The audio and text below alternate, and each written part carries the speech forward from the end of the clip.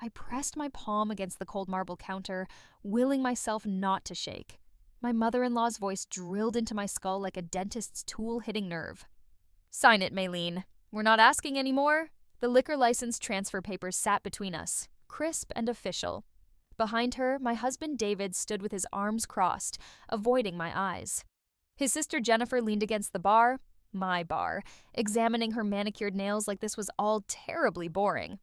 I'd built the Golden Phoenix from nothing. 3 years of 16-hour days, burned hands from the kitchen, negotiations with suppliers who thought a 26-year-old woman was a joke. I'd turned a condemned building in a forgotten neighborhood into the hottest spot in the city. Lines wrapped around the block every weekend. Food bloggers called my fusion menu revolutionary. My cocktails had been featured in Epicurean magazine, and now they wanted to take it. "The license is in my name," I said quietly. "I earned it." Margaret Chen, I'd never been allowed to call her anything but Mrs. Chen, laughed. It was the sound of breaking glass. "You earned it? With whose money, dear? David's family invested $200,000 into this place. That makes it ours." "That was a loan. I've paid back every cent." "A loan?" Jennifer pushed off the bar. "That's not what the contract says. Dad's lawyer made sure we're listed as co-owners. 60%, to be exact." My stomach dropped. "What contract?" David finally looked at me. "The one you signed when we got married? The prenup." I'd signed that prenup in a haze of wedding planning, trusting David when he said it was just standard stuff to protect both of us. I'd been so in love, so stupid. I'd never actually read it. "This is insane," I said. "I built this business. The Phoenix is mine." "Was yours," Margaret corrected. "But Jennifer's opening a location in the Marina District. Much better clientele. She needs the liquor license. Transferred to her new establishment. Your license has an excellent rating, no violations. It'll expedite her approval process significantly." "Are you serious? You can't just—" "We can." Jennifer's smile was sharp. "It's all legal. The liquor license is considered a business asset. As majority owners, we can allocate assets as we see fit. My lawyer already confirmed it." I looked at David, my husband of 3 years, the man I'd loved since college. "You're really going to let them do this?" He shrugged. "It makes sense, May. Jen's location will be more profitable. Better neighborhood, wealthier customers. You can still run this place, you just won't have the liquor license anymore." "A bar without a liquor license?" My voice cracked. "That's not a bar, David. That's a coffee shop. The Phoenix will be finished." "Then adapt," Margaret said coldly. "Or close it and get a real job. Maybe have children. You're not getting any younger." There it was. The real reason. Margaret hath hated that I chose business over babies. She'd hated that her son married someone who wanted a career. She'd been looking for a way to destroy me from the moment David and I got engaged. "I won't sign," I said. Margaret's expression didn't change. "Then we'll file for dissolution of the business partnership and force a sale. You'll get nothing except debt. At least this way you can keep the building. For now." Jennifer held out a pen. "Sign, Maylin. Don't make this uglier than it has to be." My hand trembled as I took the pen. I had no choice. Their lawyer had crafted a perfect trap. Sign and lose my liquor license, or refuse and lose everything. I signed. Jennifer snatched the papers away like I might change my mind. "Smart girl, we'll have the transfer processed by end of week. You have 30 days to wind down alcohol service." They left without another word. David lingered at the door, opened his mouth like he wanted to say something, then thought better of it. The door chimed as he walked out. I stood alone in my beautiful bar, surrounded by bottles I'd selected myself, shelves I'd installed with my own hands, walls I'd painted at 3 in the morning because I couldn't afford to hire help. All of it about to become worthless. That night, I went home to our apartment and filed for divorce. David actually seemed surprised. The next 3 months were hell. Without the liquor license, my revenue dropped 70%. Customers stopped coming. Who wanted fusion tapas without craft cocktails? I tried to pivot to a lunch crowd, but the neighborhood wasn't right for it. I burned through my savings trying to stay afloat. Meanwhile, Jennifer's new place, she'd stolen my name too, calling it the Golden Phoenix Marina, was booming. She'd hired away my head chef with triple his salary. She used my recipes, my cocktail menu, my aesthetic, Everything I'd created, she claimed as her own. The divorce got ugly. David's family lawyer was a shark. Somehow, I ended up owing him money in the settlement. The prenup was airtight. I lost everything. 6 months after I signed those papers, I closed the Golden Phoenix. The building went into foreclosure. I moved into a studio apartment in a neighborhood where gunshots were ambient noise. I got a job waiting tables at a chain restaurant, serving microwaved appetizers to people who didn't tip. 1 year after the betrayal, I stood on the roof of my apartment building at 2 a.m., looking at the city lights and wondering if anyone would miss me. 2 years after, I died, stepped off a curb without looking, too exhausted to care about traffic. A delivery truck ended it quick, and then I woke up. I gasped awake, clutching my chest. My heart hammered against my ribs. I was in bed, our bed, David's and mine. Sunlight streamed through windows that looked out over... Wait, this was our old apartment, the nice one in Pacific Heights, the one we'd lived in before I lost everything. I grabbed my phone from the nightstand. The date made my breath catch. 3 years ago. The morning of the day they'd forced me to sign. I sat up so fast the room spun. This wasn't possible. I'd died. I remembered the impact, the moment of nothing, and then I was back. My hands were smooth, no scars from the burns I'd gotten working minimum wage kitchen jobs. My body felt different, lighter, healthier. I wasn't the broken, starving version of myself who'd stepped in front of that truck. I was myself at 26, young and strong and full of hope. I had gone back in time, or been reborn, or dreamed the future. I didn't know and didn't care. I knew what was going to happen today. Margaret would show up at the Golden Phoenix at 2 p.m. with those papers. Jennifer would be there with her smug smile and her lawyer's assurance. David would stand there like a coward while his family destroyed me. And I knew something else too. Something I'd only learned later, when it was too late to matter. The building Jennifer wanted for the Golden Phoenix. Marina was a disaster. Beautiful on the surface, a renovated warehouse with exposed brick and floor-to-ceiling windows, but fundamentally unsound. The previous owner had cut every corner possible. The electrical was a fire hazard. The plumbing was corroded. And most importantly, the kitchen had a severe pest problem that the owner had hidden with monthly fumigation and falsified inspection records. 6 months after opening, the Golden Phoenix Marina would be subjected to a surprise health inspection. The health department would find rat droppings in the walls, roaches in the ventilation system, and mold behind the refrigeration units. The violations would be catastrophic. The restaurant would be shut down immediately. The liquor license would be revoked. Jennifer would be facing criminal charges for operating an unsafe establishment, but that was only if my liquor license was attached to that building. In my first life, I'd fought the transfer as long as I could. By the time Jennifer finally got the license, she'd already been operating the marina location for 2 months under a temporary permit.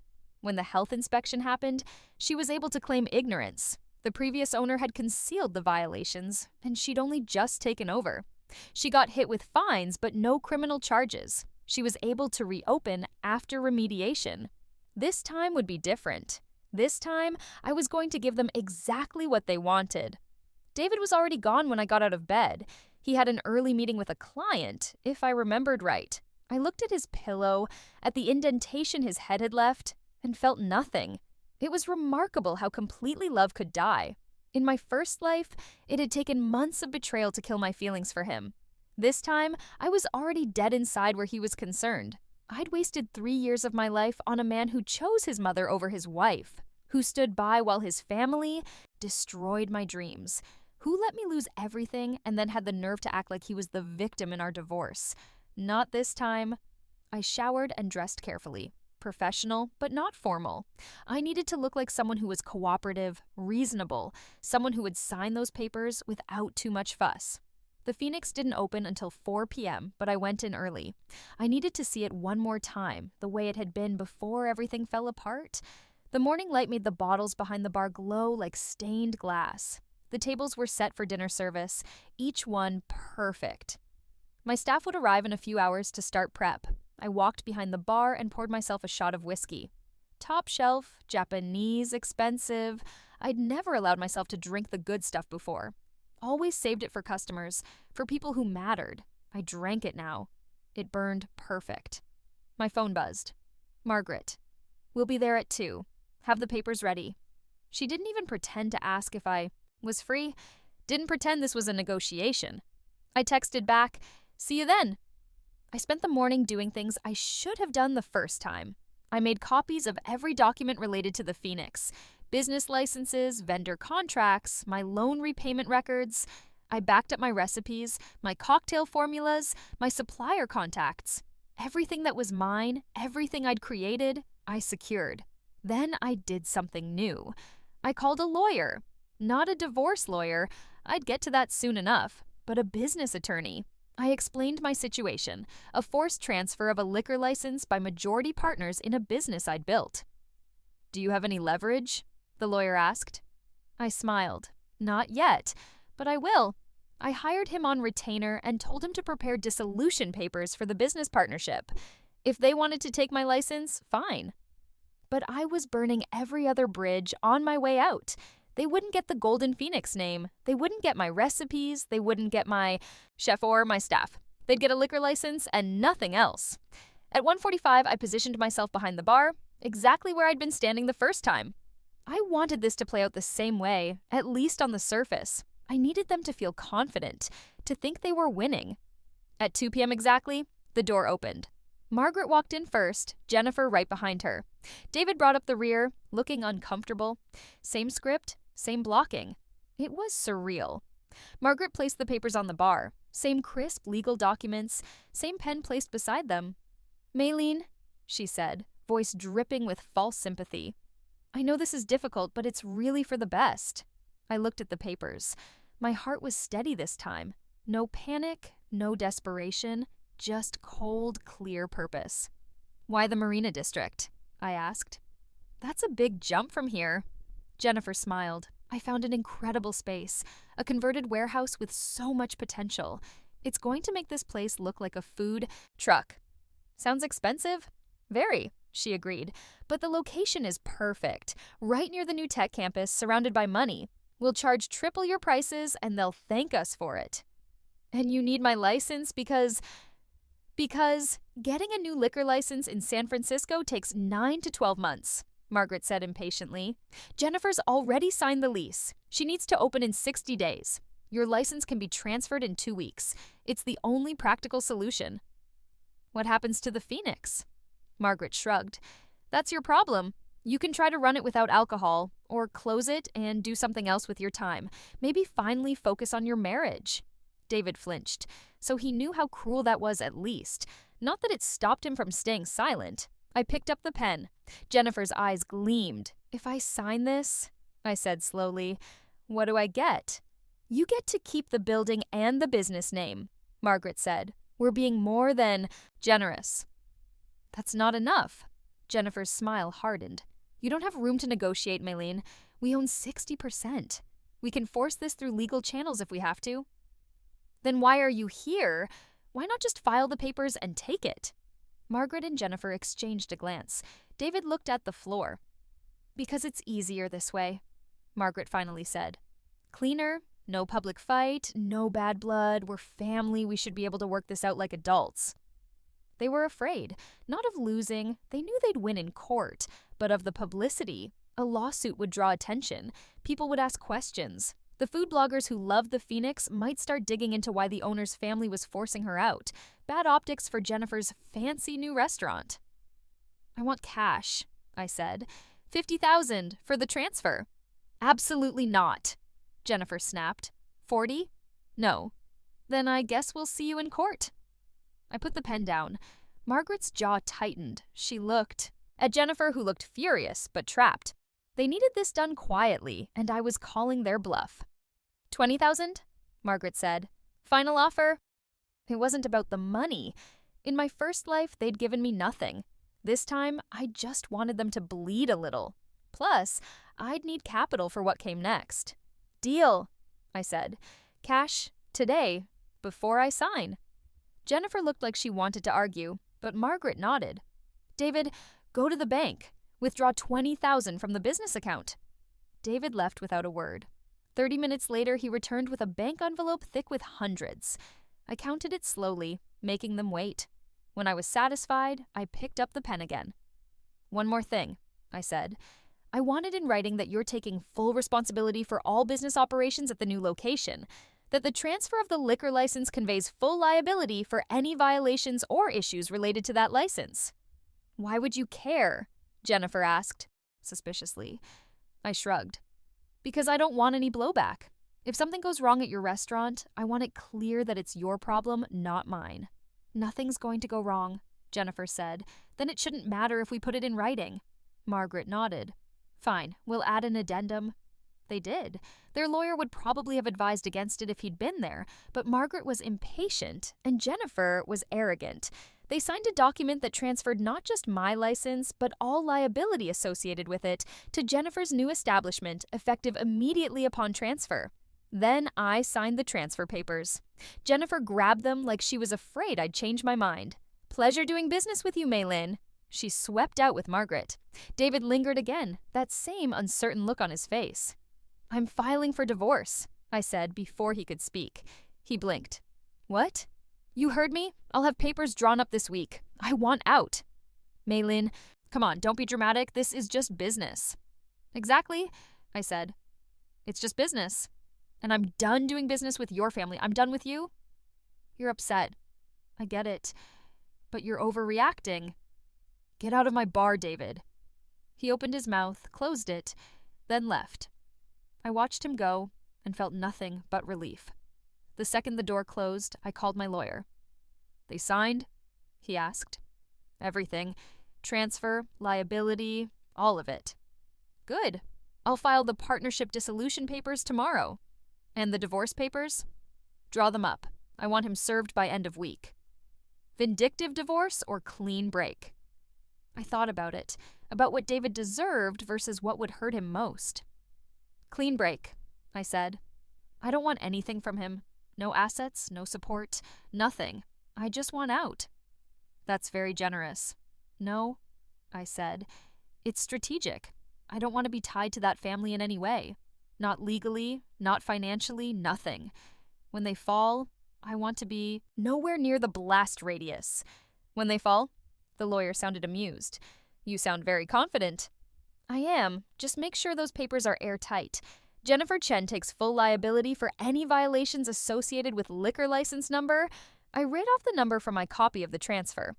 "Starting the moment the transfer is processed. Consider it done."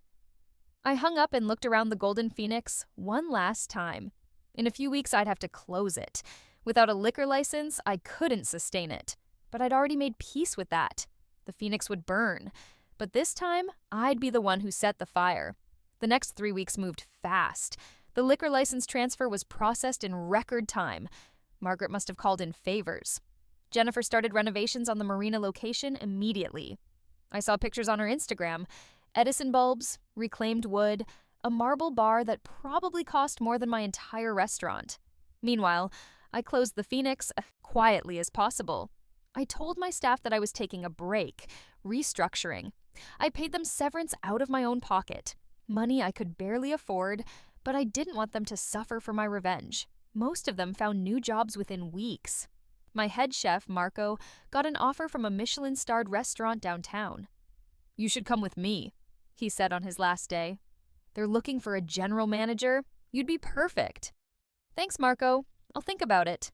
I wouldn't, though. I had other plans. David was served divorce papers at his office. According to mutual friends, he was shocked. He actually tried to call me, left voicemails about how we should talk, work things out. I blocked his number. Margaret called me a spoiled brat who couldn't handle not getting her way. I didn't respond. Jennifer called me pathetic. I also didn't respond. I moved out of the Pacific Heights apartment and into a modest one-bedroom in the Sunset District. Cheaper, quieter, far from everyone I used to know. I took only what was mine, left David everything else. Let him explain to his mother why his wife left him. I got a job bartending at a hotel in Union Square. It was beneath my qualifications, but I didn't care. I needed income and I needed to stay under the radar. I picked up shifts, kept my head down, and waited. The Golden Phoenix Marina opened 6 weeks after they stole my license. Jennifer's Instagram was insufferable. Photos of the opening night, celebrities I recognized, fashion bloggers posing with cocktails I'd invented. She'd hired a PR firm. The restaurant was getting write-ups in all the major publications. Jennifer Chen's stunning new venture brings elevated Asian fusion to the marina.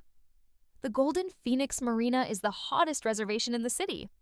A must-visit for anyone who appreciates innovative cocktails and impeccable service. My old regulars started posting pictures from there. People I'd served for years who'd sworn the ski Golden Phoenix was their favorite spot, now happily giving Jennifer their money and attention. It stung. I won't lie. Even knowing what was coming, it hurt to see her winning with my work, my recipes, my vision. But I waited. 2 months after opening, the Golden Phoenix Marina was still riding high. Jennifer had been interviewed by the Chronicle. She was being called a rising star in the restaurant scene. She'd already started planning a second location in Palo Alto. Margaret sent me a gloating email. "See, this is what happens when someone competent runs the business. You should be grateful we saved you from yourself." I deleted it without responding. 3 months after opening, I saw the first crack. A food blogger I followed posted a review that was mostly positive but mentioned seeing a mouse near the restroom. Jennifer responded in the comments, claiming it was impossible, that the restaurant had the highest standards of cleanliness. The blogger doubled down. Other people chimed in. Someone else said they'd seen a roach. Jennifer's PR firm went into overdrive, claiming these were trolls, competitors trying to sabotage her success. Most people seemed to believe her. The restaurant was too popular, too shiny and new, for people to think it was dirty. But I knew better. 4 months after opening, on a Tuesday morning in April, the San Francisco Health Department showed up for a surprise inspection. I was at work when I got the alert. I followed several food industry news accounts, and one of them posted, "Breaking: Golden Phoenix Marina closed by Health Department pending inspection results." My hands shook as I read the details. The inspection had been triggered by multiple customer complaints. The Health Department had found serious violations. The restaurant was shut down immediately. I waited. The full report would take a few days. It took 2 days. When it posted publicly, it was worse than I remembered. Evidence of ongoing rodent infestation in kitchen and dining areas. Rat droppings found in food storage areas. Dead mice in wall cavities. Roach eggs in ventilation systems. Black mold behind refrigeration units. Improper food storage at unsafe temperatures. Cross-contamination risks throughout the kitchen. Falsified temperature logs, evidence that previous inspections had been fraudulent. The violations were catastrophic. The health department recommended criminal investigation of the property owner for falsifying safety records. And because the liquor license was registered to the location, it was immediately revoked pending investigation. Jennifer's Instagram went silent. The PR firm issued a statement claiming they were shocked and taking this extremely seriously, and would fully cooperate with authorities. They blamed the previous owner for hiding the violations, but it didn't matter. The addendum Jennifer had signed made her fully liable for all violations associated with the liquor license from the moment of transfer. She'd signed a document accepting responsibility for the license and everything connected to it.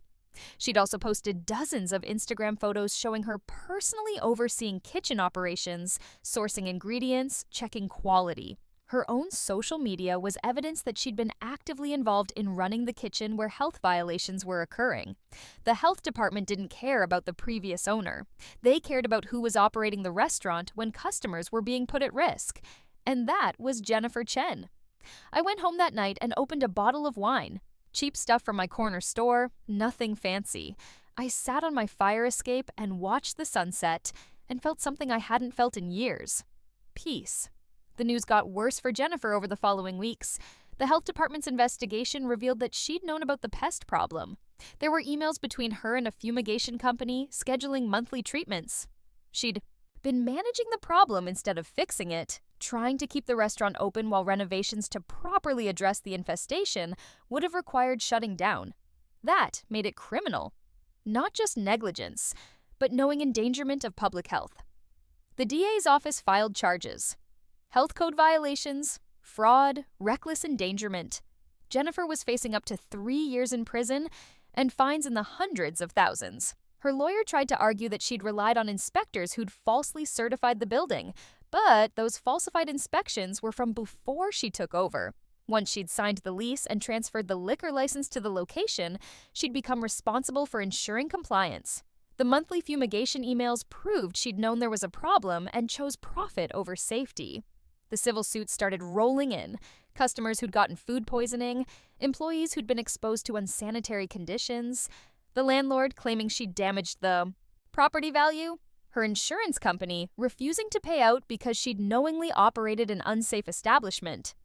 Margaret tried to use her social connections to make it go away, but the story had gotten too big. Health violations at a hot new restaurant made for great headlines.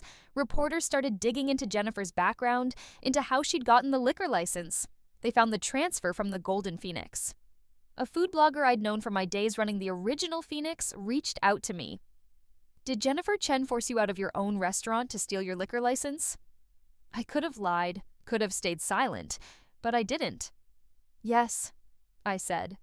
"She and her mother coerced me into transferring my license to her new location." I'd built the Golden Phoenix from nothing. They used their position as investors to take it from me. The blogger ran with it.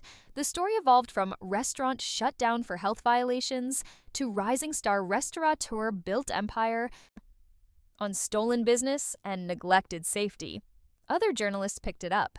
They interviewed my former staff, who confirmed that I'd been the creative force behind the Golden Phoenix. They found my old cocktail recipes and saw them on Jennifer's menu, unchanged except for the prices. My divorce from David became part of the narrative. After her family destroyed her business, her husband abandoned her. I didn't correct them. It was close enough to the truth.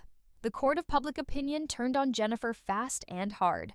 Her Instagram was flooded with comments calling her a thief, a fraud. Food bloggers who'd praised her deleted their posts. The PR firm dropped her. The criminal trial was set for 6 months out. In the meantime, Jennifer couldn't work in the restaurant industry, no one would hire her, and she couldn't get a liquor license. The Golden Phoenix Marina sat empty, a monument to her hubris. Margaret tried to contain the damage. She posted on Facebook about how Jennifer was being persecuted, how this was all a misunderstanding, how the health violations were the previous owner's fault. No one believed her. David showed up at my apartment one night, looking terrible. I almost didn't recognize him. He'd lost weight, hadn't shaved, eyes bloodshot. "Maylene, please," he said when I opened the door. "Can we talk?" "We have nothing to talk about. My family is falling apart. Jennifer might go to prison. My mother is having a breakdown. And you just walked away from all of it." "Yes," I said. "I did, just like you walked away when your family was destroying me. I didn't know it would go this far. You didn't care. There's a difference. Please." He actually had tears in his eyes. "Can you help her? Tell the prosecutors it was a mistake, that Jennifer didn't know about the violations?" I stared at him. "You're asking me to commit perjury to save the woman who stole my business?" "She's my sister. And I was your wife. Where were you when she was taking everything from me?" He had no answer for that. "Go home, David," I said. "Or better yet, go to your mother's house. I'm sure she needs you more than I ever did." I closed the door in his face. 6 months after the health department shut down the Golden Phoenix Marina, Jennifer took a plea deal. She pled guilty to health code violations and fraud, avoiding the more serious charges. She was sentenced to 18 months in prison, 3 years probation, and fined $200,000. Her liquor license was permanently revoked. She was barred from working in food service in the state of California. The civil suit settled for undisclosed amounts, but rumors put the total payout at over $1 million. Jennifer had to declare bankruptcy. She lost everything. Her savings, her car, her condo in Pacific Heights. Margaret and David tried to help her financially, but they'd lost their investment in the marina location. The landlord had sued them too, since they'd been listed as co-investors. Their family wealth took a serious hit. David's business struggled. Turned out a lot of his clients were connected to the restaurant industry, and they didn't want to work with someone whose family had caused such a high-profile scandal.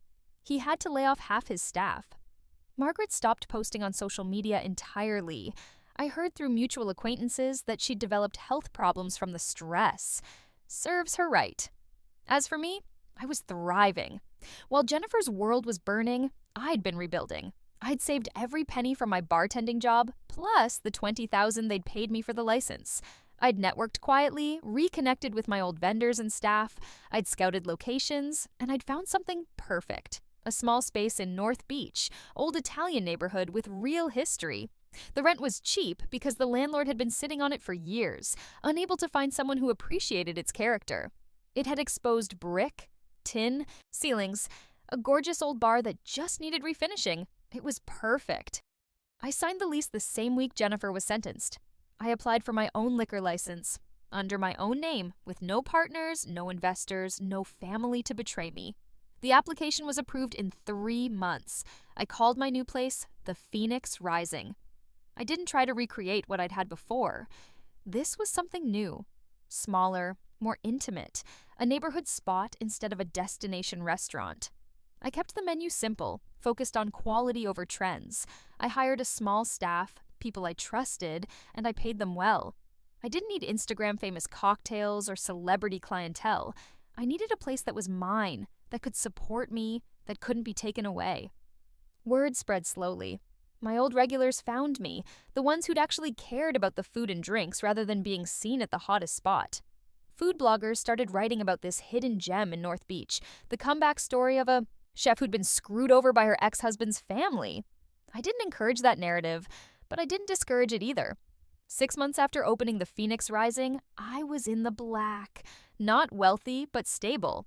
I was working long hours again, but they were hours I chose. I was building something that was mine. One night, about a year after Jennifer went to prison, Marco came in with a group of friends. He was the sous chef at that Michelin restaurant now, doing well. "Maylene," he hugged me tight. "This place is incredible. I love what you've done." "Thanks, Marco. It's good to see you. I heard about Jennifer," he said, voice low. "The trial, everything. That must have been hard to watch." I shrugged. "Not really. She made her choices. She wanted my license so badly, she took it without checking what she was getting." Marco looked at me carefully. "Did you know about the health violations?" I met his eyes. I knew the building had problems. I knew she was cutting corners to open fast. I knew that liquor licenses carry liability. "You could have warned her?" "Could have," I agreed. "Didn't." He was quiet for a moment. Then he smiled. "Good for you." We drank together that night. Expensive whiskey on the house. Marco and his friends closed out the place, laughing and telling stories. It felt right. This was what I'd wanted from the beginning. A place where people felt at home, where the food and drinks mattered more than the scene. I walked home that night feeling content. Not happy, exactly. The betrayal still stung sometimes. The loss of my first Phoenix, the years with David, the trust I'd given people who destroyed me. But I was free, and I was strong, and I'd built something they couldn't take from me. 2 years after my rebirth, I got a letter from Jennifer. She was still in prison, about 6 months from release on good behavior. The letter was long, handwritten, full of apologies and justifications. She claimed she'd been pressured by Margaret, that she'd been young and ambitious and stupid, that she never meant for things to go so wrong, that she'd had no idea about the health violations. Truly. And the prosecution had railroaded her. She asked if I could forgive her, if we could talk when she got out, if maybe I could help her get back on her feet. I read the letter twice, then threw it away. Some things couldn't be forgiven, not because I was holding a grudge, but because there was nothing to forgive. She'd shown me exactly who she was. She'd made her choices. Now she had to live with them. I didn't know her absolution or assistance. I didn't owe her anything. David sent me a LinkedIn message around the same time. He'd moved to Seattle, started over with a new business. He wanted to apologize for how things had ended, for not standing up for me, for being a coward. "I know I don't deserve your forgiveness," he wrote, "but I want you to know that I regret everything. You deserved so much better. I hope you're doing well." I didn't respond. I just blocked him and moved on. Margaret never reached out. I heard she'd moved to Arizona to live with her sister. Last I heard, she was in poor health, isolated, bitter. She'd lost both her children, Jennifer to prison and disgrace, David to his own shame and geographic escape. I should have felt bad for her, but I didn't. She'd started this. She'd looked at me and seen someone weak, someone who could be used and discarded. She'd been wrong. 3 years after my rebirth, The Phoenix Rising got a great review in the Chronicle. Not the food section, the lifestyle section. A feature on businesses that embodied resilience, places that had come back from disaster stronger than before. The article told my story. How I'd built the Golden Phoenix, how my husband's family had stolen it, how I'd lost everything in the divorce, how I'd started over from nothing and built something new. The journalist interviewed me at the bar. "Do you regret the first Phoenix?" she asked. "Do you wish you'd fought harder to keep it?" I thought about that. About the beautiful space I'd created, the community I'd built. About the night I'd signed those papers, knowing I was giving up everything I'd worked for. "No," I said. "I don't regret it. That version of the Phoenix had to burn so this one could rise. Sometimes you have to lose everything to figure out what really matters." And what really matters? I looked around my small bar. It wasn't fancy. It wasn't Instagram famous. But it was mine, really mine, in a way the first one never had been. "Ownership," I said, "not just of a business, but of your life. I gave too much power to other people before. I let them define my worth, my success. Not anymore." The article ran with the headline, "From the Ashes, One Chef's Journey from Betrayal to Rebirth." I framed it and hung it behind the bar. Business picked up after the article. We started getting tourists, people who'd read about the place and wanted to see it. I hired another bartender and a second line cook. We expanded our hours. I started sleeping better. The nightmares from my first life, the ones where I was back in that studio apartment, broke and broken, contemplating that rooftop edge, those faded. They were replaced by dreamless sleep, the kind that comes from honest exhaustion and honest work. I dated occasionally. Nothing serious.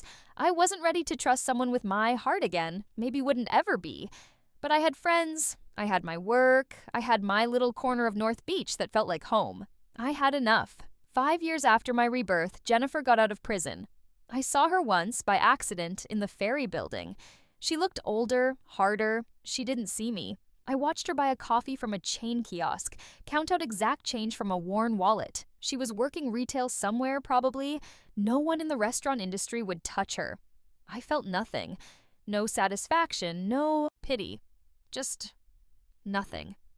She was a stranger who'd once hurt me, but that hurt had forged me into someone stronger. In a weird way, I almost wanted to thank her. Almost. I walked away before she could spot me. I had a meeting with a food distributor, a chance to expand my menu. I had plans, a future, things to look forward to. I didn't have time for ghosts. The Phoenix Rising celebrated its 5th anniversary that year. We threw a party, invited all our regulars, hired a small jazz band. Marco came, and some of my old staff from the original Phoenix. We drank and laughed and told stories about the early days. Someone asked me if I'd ever consider opening a second location. "God, no," I said, laughing. "Once was enough. This is it. This is my place." And it was. The Phoenix Rising wasn't going to be an empire. It wasn't going to make me rich or famous. It was just going to be mine, a small, perfect thing I'd built with my own hands and my own vision and no one else's agenda. That night, after everyone left and I was closing up, I poured myself a drink. The same Japanese whiskey I'd had the day I signed away the first Phoenix. I'd learned to appreciate it more over the years, to savor it, instead of drinking it in defiant gulps. I raised my glass to the empty bar. "To rebirth," I said softly. "To second chances, to knowing what's coming and choosing to walk into the fire anyway." I drank. It burned perfect. Outside, but the city hummed with life. Somewhere out there, Jennifer was struggling to rebuild. David was starting over in a new city. Margaret was alone with her bitterness. And I was here, in my small, perfect bar, exactly where I was supposed to be.